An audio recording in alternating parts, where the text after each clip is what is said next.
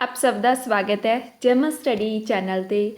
ਅੱਜ ਆਪਾਂ ਕਰਨ ਆ ਰਹੇ ਹਾਂ ਦੂਜਾ ਵਿਸ਼ਵ ਯੁੱਧ। ਇਸ ਤੋਂ ਪਹਿਲਾਂ ਜੋ ਵਰਲਡ ਵਾਰ ਫਸਟ ਸੀ ਉਸ ਦੀ ਵੀਡੀਓ ਤੁਹਾਨੂੰ ਇਸ ਵੀਡੀਓ ਦੇ ਡਿਸਕ੍ਰਿਪਸ਼ਨ ਬਾਕਸ ਵਿੱਚੋਂ ਮਿਲ ਜਾਵੇਗੀ ਤੇ ਆਈ ਬਟਨ ਤੋਂ ਵੀ ਤੁਸੀਂ ਜਿਹੜਾ ਲਿੰਕ ਹੈ ਉਹ ਚੈੱਕ ਕਰ ਸਕਦੇ ਹੋ ਉਸ ਵੀਡੀਓ ਦਾ।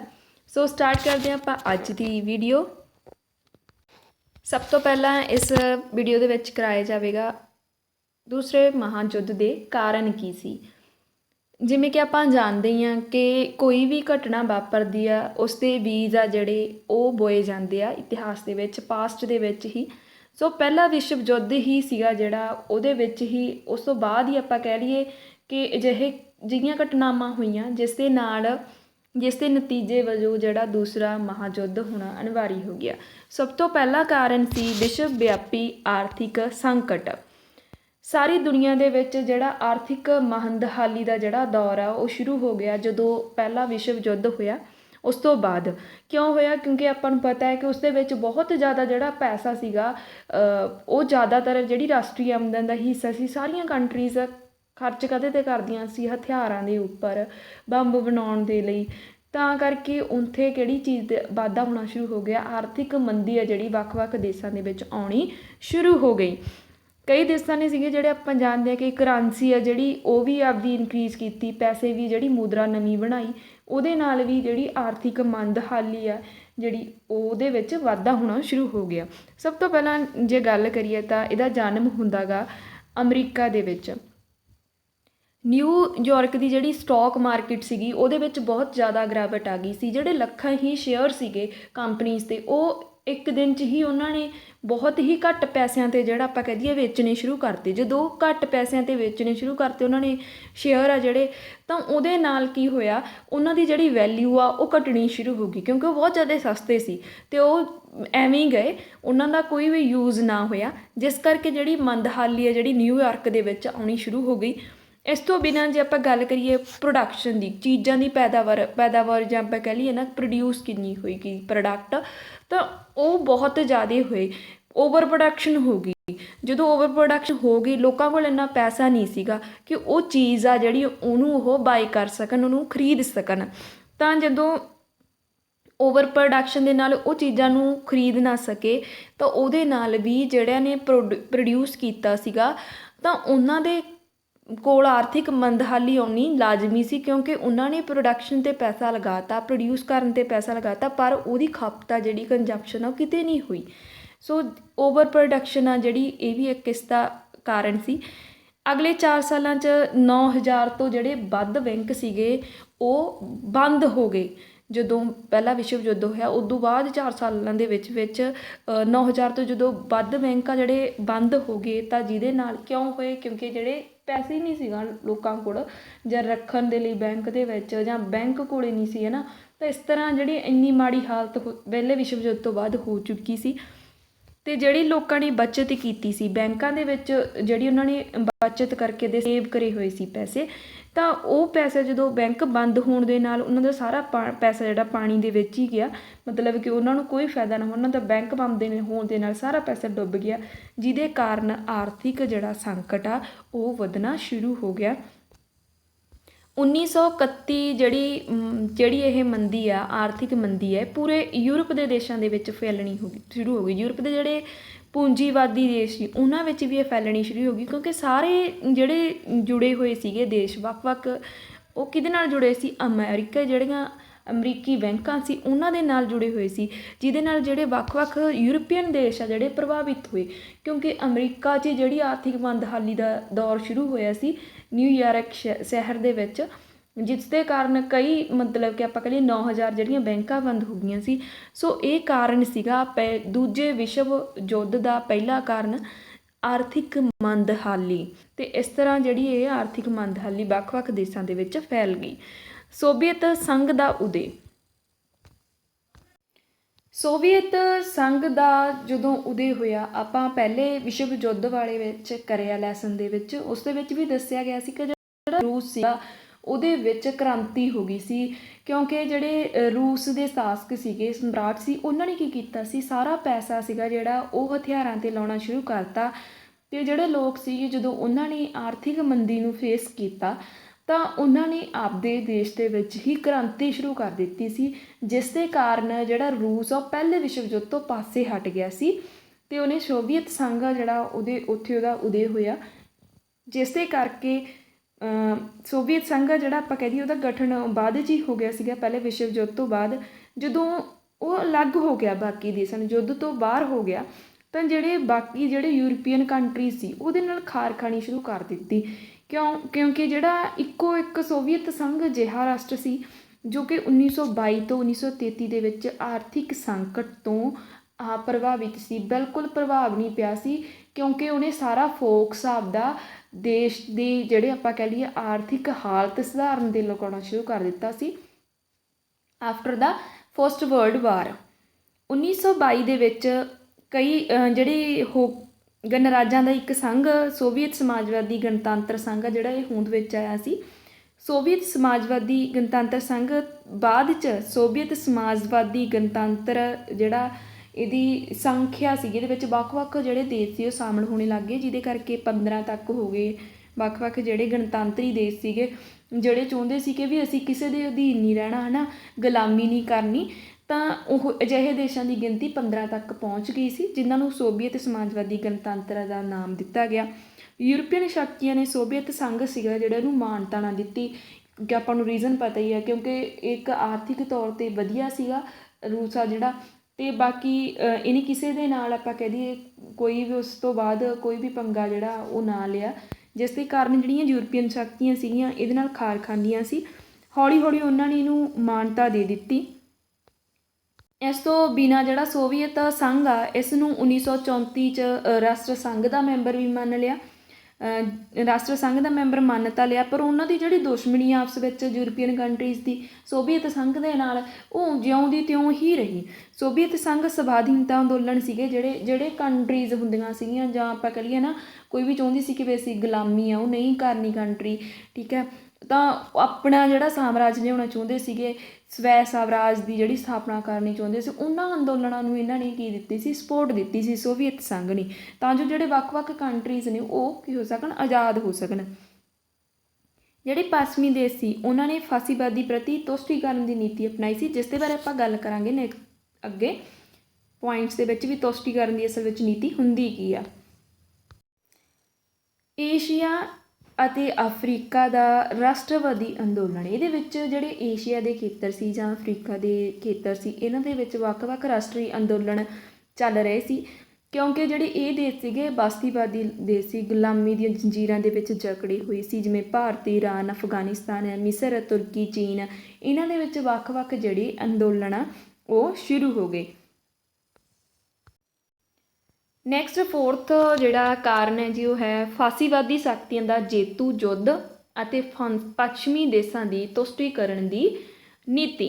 1930 'ਚ ਜੇਤੂ ਜਿਹੜਾ ਯੁੱਧ ਆਰੰਭ ਹੋਇਆ, ਜਾਪਾਨ ਦੀ ਸੈਨਾਵਾਦੀ ਸਰਕਾਰ ਦਾ ਵੀ ਇਹਨੂੰ ਸਹਿਯੋਗ ਸੀ। ਹੁਣ ਇਹ ਜਿਹੜੀਆਂ ਸਰਕਾਰਾਂ ਸੀਗੀਆਂ ਇਟਲੀ ਦੇ ਵਿੱਚ ਮੋਸੋਲੀਨੀ ਦੇ ਅਧੀਨ, ਅਤੇ ਹਿਟਲਰ ਨੇ ਜਿਹੜੀ ਇਹ ਜਾਪਾਨ ਦੇ ਵਿੱਚ ਸੈਨਿਕ ਸਰਕਾਰ ਆ ਜਿਹੜੀ ਕਾਇਮ ਕਰੀ ਸੀਗੀ।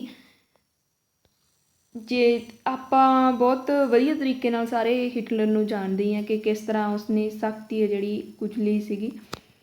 ਜਾਪਾਨ ਦੀ ਸੈਨਾਵਾਦੀ ਸਰਕਾਰ ਨੇ ਦੇ ਸਹਿਯੋਗ ਦੇ ਨਾਲ ਜਿਹੜੀ ਫਾਸੀਵਾਦੀ ਸ਼ਕਤੀਆਂ ਸੀ ਉਹ ਜਿੱਤਦੀਆਂ ਰਹੀਆਂ। 3 ਦੇਸ਼ ਸੀ, ਜਰਮਨੀ, ਜਾਪਾਨ ਅਤੇ ਇਟਲੀ। ਕਮਿਊਨਿਸਟ ਦੇ ਵਿਰੁੱਧ ਲੜਨ ਦਾ ਇਹਨਾਂ ਨੇ ਦਾਅਵਾ ਕੀਤਾ ਸੀ। 1937 'ਚ ਇਹਨਾਂ 'ਚ ਗੱਠਜੋੜ ਹੋਇਆ। ਹੁਣ ਤੁਸ਼ਟੀਕਰਨ ਕੀ ਸੀਗਾ ਜਿਹੜਾ ਕਿ ਆਪਾਂ ਕਹਿ ਦਈਏ ਪੱਛਮੀ ਦੇਸ਼ਾਂ ਨੇ ਅਪਣਾਇਆ ਸੀ। ਤੁਸ਼ਟੀਕਰਨ ਦੀ ਅਜਿਹੀ ਨੀਤੀ ਹੁੰਦੀ ਆ ਕਿ ਜਿਹਦੇ ਵਿੱਚ ਕਿਸੇ ਹੋਰ ਦੇਸ਼ ਨੂੰ ਜਿੱਤਣ ਦੇ ਲਈ ਇੱਕ ਜਿਹੜਾ ਸ਼ਕਤੀਸ਼ਾਲੀ ਦੇਸ਼ ਆ ਉਸ ਨੂੰ ਮਨਾਉਣ ਦੇ ਲਈ ਹੋਰ ਦੇਸ਼ਾਂ ਦੀ ਬਲੀ ਦੇਣਾ। ਭਾਵ ਕਿ ਜਿਵੇਂ ਆਪਾਂ ਕਹਿ ਲਈਏ ਹਿਟਲਰ ਦੀ ਗੱਲ ਕਰ ਲਓ, ਹੈ ਨਾ, ਉਸਨੇ ਕੀ ਕੀਤਾ ਸੀ, ਵੱਖ-ਵੱਖ ਜਿਹੜੀਆਂ ਛੋਟੀਆਂ ਕੰਟਰੀਜ਼ ਸੀ, ਛੋਟੇ ਦੇਸ਼ ਸੀਗੇ, ਉਹਨੂੰ ਆਪਣੇ ਅਧੀਨ ਕਰਨਾ ਸ਼ੁਰੂ ਕਰ ਦਿੱਤਾ ਸੀ। ਵੱਖ-ਵੱਖ ਇਲਾਕਿਆਂ 'ਤੇ ਕਬਜ਼ਾ ਦੇਸ਼ਾਂ 'ਤੇ ਜਿਹੜਾ ਕਰਨਾ ਸ਼ੁਰੂ ਕਰ ਦਿੱਤਾ ਸੀ। ਅਤੇ ਪਰ ਜਿਹੜੇ ਪੱਛਮੀ ਦੇਸ਼ ਸੀ ਭਾਵੇਂ ਉਹ ਸ਼ਕਤੀਸ਼ਾਲੀ ਸੀਗੇ ਉਹ ਚੁੱਪ ਰਹੇ, ਉਹਨਾਂ ਨੇ ਉਹਨਾਂ ਨੂੰ ਕੁਛ ਨਹੀਂ ਕਿਹਾ, ਤਾਂ ਜੋ ਇੱਕੋ ਦਮ ਜਿਹੜਾ ਉਹਨਾਂ ਨੂੰ ਵੀ ਉਹ ਅਧੀਨ ਕਰ ਲੈਣ, ਇਸ ਕਰਕੇ ਉਹ ਚੁੱਪ ਸੀ। ਇਸੇ ਨੀਤੀ ਨੂੰ ਕੀ ਕਹਿੰਦੇ ਆ, ਤੁਸ਼ਟੀਕਰਨ ਕਹਿੰਦੇ ਆ। ਕਿਸੇ ਸ਼ਕਤੀਸ਼ਾਲੀ ਦੇਸ਼ ਨੂੰ ਮਨਾਉਣ ਦੇ ਲਈ, ਉਸ ਨੂੰ ਅਧੀਨ ਕਰਨ ਦੇ ਲਈ ਕਿਸੇ ਹੋਰ ਦੇਸ਼ ਦੀ ਬਲੀ ਦੇ ਦੇਣਾ, ਰੂਸੀ ਕ੍ਰਾਂਤੀ ਤੋਂ ਬਾਅਦ ਪੱਛਮੀ ਸ਼ਕਤੀ ਜਿਹੜੀ ਡਰ ਗਈ ਸੀ ਜਦੋਂ ਰੂਸ ਦੇ ਵਿੱਚ ਕ੍ਰਾਂਤੀ ਹੋ ਗਈ ਸੀ, ਤਾਂ ਕਰਕੇ ਜਿਹੜਾ ਉਹ ਸੋਵੀਅਤ ਸੰਘ ਦੇ ਜਿਹੜੇ, ਚਾਹੇ ਉਹਦੇ ਨਾਲ ਆਪਾਂ ਕਹਿ ਲਈਏ ਪੱਛਮੀ ਦੇਸ਼ਾਂ ਦੀ ਲਾਗ ਡਾਟ ਸੀ, ਪਰ ਉਹਨੂੰ ਕੁਝ ਕਹਿੰਦੇ ਨਹੀਂ ਸੀਗੇ। ਕਿਉਂ ਨਹੀਂ ਕਹਿੰਦੇ? ਕਿਉਂਕਿ ਉਹ ਤੁਸ਼ਟੀਕਰਨ ਦੀ ਨੀਤੀ ਅਪਣਾ ਰਹੇ ਸੀ। ਚੀਨ ਤੇ ਜਾਪਾਨ ਹਮਲਾ 1931 'ਚ ਹੋਇਆ।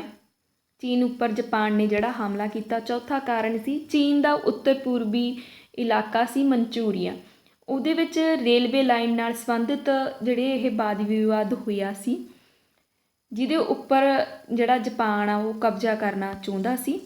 ਰਾਸ਼ਟਰ ਸੰਘ ਦਾ ਪ੍ਰਮੁੱਖ ਦੇਸ਼ ਸੀਗੇ ਫਰਾਂਸ, ਬ੍ਰਿਟੇਨ, ਇਸ ਦੇ ਵਿਰੁੱਧ ਉਦਾਸੀਨ ਰਹੇ। ਮਤਲਬ ਕਿ ਉਹਨਾਂ ਨੇ ਕਰ ਨਹੀਂ ਸਕਦਾ ਸੀ ਉਹ ਕਬਜ਼ਾ ਜਾਪਾਨ ਦੀ, ਜਿਹੜੇ ਜਾਪਾਨ ਸੀਗਾ ਚੀਨ ਦੇ ਖੇਤਰ ਦੇ ਵਿੱਚ, ਹੈ ਨਾ, ਪਰ ਉਹਨੂੰ ਕਬਜ਼ਾ ਕਰਨ ਦਿੱਤਾ ਗਿਆ ਤੁਸ਼ਟੀਕਰਨ ਦੀ ਨੀਤੀ ਦੇ ਅਧੀਨ।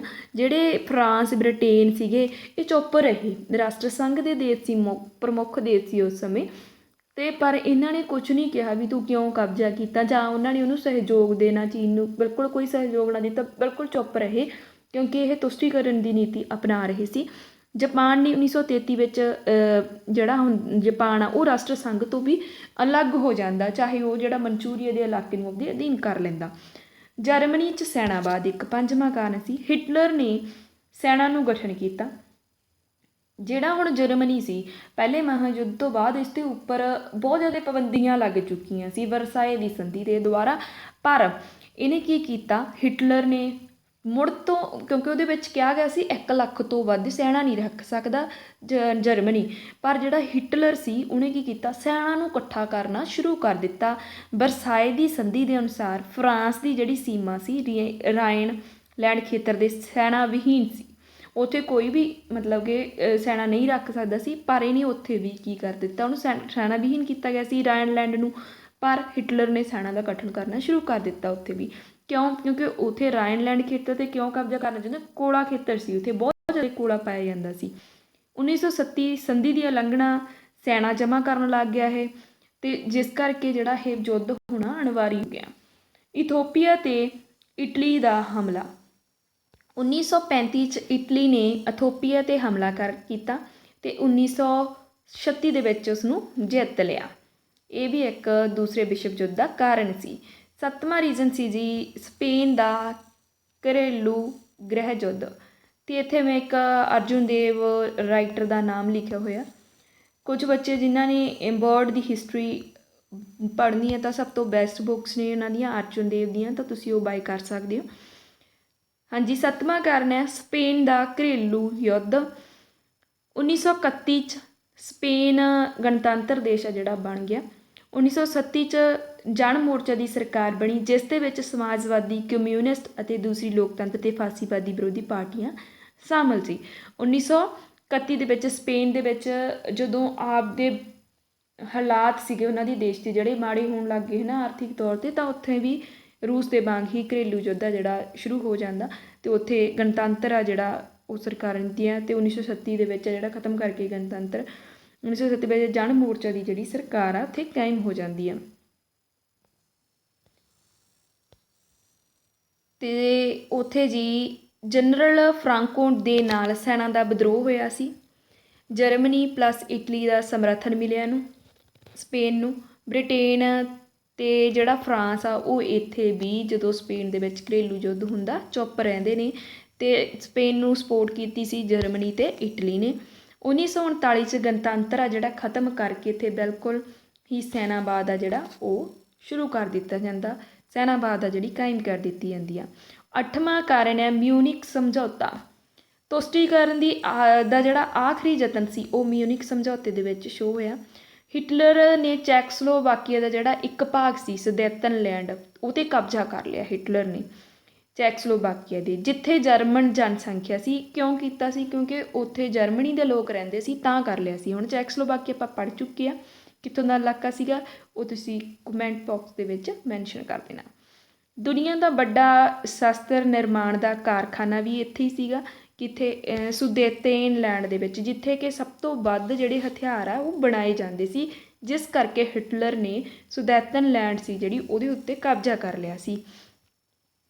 ਬ੍ਰਿਟੇਨ, ਕਿਉਂਕਿ ਉਹ ਸੈਨਾਬਾਦ ਨੂੰ ਸਪੋਰਟ ਕਰ ਰਿਹਾ ਸੀ, ਸੈਨਾ ਦਾ ਨਿਰਮਾਣ ਕਰ ਰਿਹਾ ਸੀ, ਹਥਿਆਰਾਂ ਨੂੰ ਸਪੋਰਟ ਕਰ ਰਿਹਾ ਸੀਗਾ ਹਿਟਲਰ, ਜਿਸ ਕਰਕੇ ਹੀ ਇਸ ਨੇ ਇਸ ਕਾਰਖਾਨਾ ਵੱਡਾ ਹੋਣ ਦੇ ਕਾਰਨ ਸ਼ਸਤਰ ਨਿਰਮਾਣ ਦਾ ਇਸ ਲੈਂਡ 'ਤੇ ਕਬਜ਼ਾ ਕੀਤਾ ਸੀ। ਬ੍ਰਿਟੇਨ ਅਤੇ ਜਿਹੜੇ USA ਦੇ ਪ੍ਰਧਾਨ ਮੰਤਰੀ ਸੀ 29 ਤੋਂ 30 ਸਤੰਬਰ 1938 ਨੂੰ ਮਿਊਨਿਕ 'ਚ ਹਿਟਲਰ ਨੂੰ ਮਿਲੇ ਸੀਗੇ, ਜਿੱਥੇ ਮਿਊਨਿਕ ਸਮਝੌਤਾ ਹੋਇਆ ਸੀ। 29 ਤੇ 30 ਸਤੰਬਰ 1938 ਨੂੰ ਮਿਲੇ ਸੀ। ਚੈਕਸਲੋਵਾਕੀਆ ਦੀ ਸਹਿਮਤੀ ਤੋਂ ਬਿਨਾਂ ਮੰਨ ਗਏ ਸੀ, ਮਤਲਬ ਕਿ ਉਹਨਾਂ ਨੇ ਮਤਲਬ ਕਿ ਜਿਹੜਾ ਚੈਕਸਲੋਵਾਕੀਆ ਜਿਹੜਾ ਲੈਂਡ ਸੀਗੀ ਉਹ ਉੱਥੋਂ ਦੇ ਜਿਹੜਾ ਸ਼ਾਸਕ ਸੀ ਉਹ ਮੰਨਿਆ ਨਹੀਂ ਸੀ ਵੀ ਇਹਦੇ ਉੱਤੇ ਉਹ ਕਬਜ਼ਾ ਕਰ ਲਏ, ਪਰ ਫਿਰ ਵੀ ਉਹਦੇ ਵਿਰੋਧ ਦੇ ਬਾਵਜੂਦ ਵੀ ਇਹ ਕੀ ਕੀਤਾ ਇਹਨਾਂ ਨੇ, ਉਹਦਾ ਜਿਹੜਾ ਅਧਿਕਾਰ ਆ ਮੰਨ ਲਿਆ। ਕਿਸ ਦਾ? ਹਿਟਲਰ ਦਾ। ਕਿਹਨੇ ਮੰਨਿਆ ਸੀ? ਚਰਚਿਲ ਸੀ ਉਸ ਸਮੇਂ ਬ੍ਰਿਟੇਨ ਦਾ ਪ੍ਰਧਾਨ ਮੰਤਰੀ, ਅਤੇ ਰੂਜ਼ਵੈਲਟ ਸੀ ਉਸ ਸਮੇਂ ਅਮਰੀਕਾ ਦਾ ਰਾਸ਼ਟਰਪਤੀ। ਸੋ ਇਹਨਾਂ ਨੇ ਜਿਹੜਾ ਇਹ ਸਮਝੌਤਾ ਸੀ ਬਿਨਾਂ ਚੈਕਸਲੋਵਾਕੀਆ ਦੀ ਸਹਿਮਤੀ ਤੋਂ ਉਹਨੂੰ ਹਾਂ ਕਰ ਦਿੱਤੀ ਸੀ ਕਿ ਹਿਟਲਰ ਨੂੰ ਹਾਂ ਤੇਰਾ ਕਬਜ਼ਾ ਗਾ। ਇਹ ਕੀ ਨੀਤੀ ਸੀ ਕਿ ਤੁਸ਼ਟੀਕਰਨ ਦੀ ਹੀ ਇੱਕ ਨੀਤੀ ਸੀ ਕਿ ਇਹ ਚੁੱਪ ਰਹੇ ਸੀ। ਫਿਰ ਵੀ ਇਸ ਤੋਂ ਸਭ ਤੋਂ ਵੱਡਾ ਕਾਰਨ ਸੀ ਨਾਜ਼ੀਵਾਦੀ ਫਾਸੀਵਾਦੀ ਜਿਹੜੀਆਂ ਉਹਨਾਂ ਦਾ ਸ਼ਕਤੀਆਂ ਸੀ, ਉਹਨਾਂ ਦਾ ਉਦੈ ਹੋਣਾ, ਜੋ ਕਿ ਵਿਸ਼ਵ ਦਾ ਪੂਰੇ ਵਿਸ਼ਵ ਦਾ ਦੁਬਾਰਾ ਪੁਨਰ ਵਿਭਾਜਨ ਕਰਨਾ ਚਾਹੁੰਦੀਆਂ ਸੀਗੀਆਂ, ਅਤੇ ਸੈਨਾਬਾਦ ਨੂੰ ਜਿਹੜੀ ਆਪਾਂ ਕਹਿ ਲਈਏ ਸਪੋਰਟ ਕਰਦੀਆਂ ਸੀਗੀਆਂ, ਨਾਜ਼ੀਵਾਦ ਅਤੇ ਫਾਸੀਵਾਦ, ਜੋ ਕਿ ਸਭ ਤੋਂ ਵੱਡਾ ਕਾਰਨ ਸੀ। ਜਿਵੇਂ ਆਪਾਂ ਜਾਣਦੇ ਹਾਂ ਕਿ ਪਹਿਲੇ ਵਿਸ਼ਵ ਯੁੱਧ ਤੋਂ ਬਾਅਦ ਆ ਜਿਹੜਾ ਦੋ ਸੰਘਾਂ ਦੇ ਵਿੱਚ ਵਿਭਾਜਨ ਹੋਇਆ ਸੀ, ਅਮਰੀਕਾ ਹੈ ਨਾ ਅਤੇ ਸੋਵੀਅਤ ਸੰਘ, ਦੋ ਮਤਲਬ ਸ਼ਕਤੀਆਂ ਉੱਭਰ ਕੇ ਸਾਹਮਣੇ ਆਈਆਂ ਸੀ। ਤਾਂ ਉਸ ਤੋਂ ਬਾਅਦ ਵੀ ਜਿਹੜੀਆਂ ਨਾਜ਼ੀਵਾਦ ਫਾਸੀਵਾਦ ਸੀ ਇਹ ਚਾਹੁੰਦੇ ਸੀ ਕਿ ਜਿਹੜਾ ਵਿਸ਼ਵ ਆ ਪੂਰਾ ਵਿਸ਼ਵ ਆ ਉਹਦਾ ਦੁਬਾਰਾ ਤੋਂ ਪੁਨਰ ਵਿਭਾਜਨ ਕੀਤਾ ਜਾਵੇ, ਜਿਸ ਕਰਕੇ ਯੁੱਧ ਹੋਣਾ ਅਨਿਵਾਰੀ ਸੀ। ਅਤੇ ਇਸ ਦਾ ਜੋ ਤਤਕਾਲੀਨ ਕਾਰਨ ਸੀ ਅਤੇ ਯੁੱਧ ਦੇ ਵਿੱਚ ਕਿੰਨਾ ਨੁਕਸਾਨ ਹੋਇਆ ਅਤੇ ਯੁੱਧ ਦੇ ਵਿੱਚ ਕੀ ਲਾਭ ਹੋਇਆ, ਠੀਕ ਆ, ਕਿਹੜੀਆਂ ਕੰਟਰੀਜ਼ ਆ ਜਿਹੜੀਆਂ ਜਿੱਤੀਆਂ ਜਾਂ ਹਾਰੀਆਂ, ਉਹਨਾਂ ਦੇ ਬਾਰੇ ਆਪਾਂ ਗੱਲ ਪਾਰਟ 2 ਵੀਡੀਓ ਦੇ ਵਿੱਚ ਕਰਾਂਗੇ। ਸੋ ਜੋ ਵੀ ਇਸ ਤੋਂ ਬਾਅਦ ਵੀਡੀਓਜ਼ ਆਉਣਗੀਆਂ ਉਹ ਤੁਹਾਡੇ ਪੇਪਰ ਜਾਂ ਸਿਲੇਬਸ ਦੇ ਨਾਲ ਜੋ ਵੀ ਰਹਿ ਗਈਆਂ ਵੀਡੀਓਜ਼ ਉਹੀ ਆਉਣਗੀਆਂ। ਵਰਲਡ ਹਿਸਟਰੀ ਦਾ ਸਿਰਫ World War II ਹੀ ਕੰਸੈਪਟ ਆ ਜਿਹੜਾ ਰਹਿੰਦਾ ਗਾ। ਤੁਸੀਂ ਕਮੈਂਟ ਬਾਕਸ ਦੇ ਵਿੱਚ ਪਲੀਜ਼ ਜ਼ਰੂਰ ਮੈਂਸ਼ਨ ਕਰ ਦੇਣਾ ਕਿ ਐਂਸੀਐਂਟ ਜਿਹੜੀ ਹਿਸਟਰੀ ਆ, ਪ੍ਰਾਚੀਨ ਇਤਿਹਾਸ ਆ, ਉਸ ਨੂੰ ਸ਼ੁਰੂ ਕਰੀਏ ਜਾਂ ਫਿਰ ਮਾਡਰਨ ਹਿਸਟਰੀ ਆ ਜਿਹੜੀ ਉਹਨੂੰ ਕਰਾਇਆ ਜਾਵੇ। ਸੋ ਪਲੀਜ਼ ਉਸ ਨੂੰ ਜ਼ਰੂਰ ਮੈਂਸ਼ਨ ਕਰ ਦੇਣਾ। ਮਿਲਦੇ ਹਾਂ ਨੈਕਸਟ ਵੀਡੀਓ ਦੇ ਵਿੱਚ, ਅਤੇ ਆਪਣੇ ਫਰੈਂਡਸ ਦੇ ਨਾਲ ਜ਼ਰੂਰ ਵੀਡੀਓ ਨੂੰ ਸ਼ੇਅਰ ਕਰਨਾ। ਧੰਨਵਾਦ।